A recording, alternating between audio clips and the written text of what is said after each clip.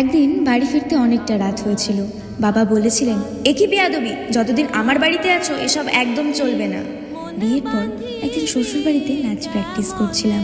শ্বশুরমশাই এসে বলেছিলেন, এ কি বেলেল্লাপনা, আমার বাড়িতে এসব অ্যালাউ করবো না। আমার স্বামী আমার চোখের জল দেখে বলেছিল, চিন্তা করো না, আমি বদলি হচ্ছি, শহরের বাড়িটা শুধু আমাদের হবে। নিজের বাড়ি পেলাম, মন খুলে সাজালাম সে বাড়ি।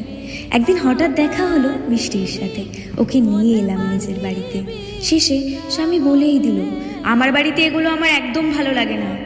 কেন কে জানে উত্তরটা দিয়ে দিলাম, তোমার বাড়ি মানে তোমার সেই বাড়ি যেটাকে তুমি শুধু নিজের বাড়ি ভেবে গর্ব করো। এ বাড়িতে আমারও সমান অধিকার আছে তোমার মতো। তোমার বাড়িকে ঘর আমি বানিয়ে তুলেছি, ঘাম রক্ত ঝরিয়ে।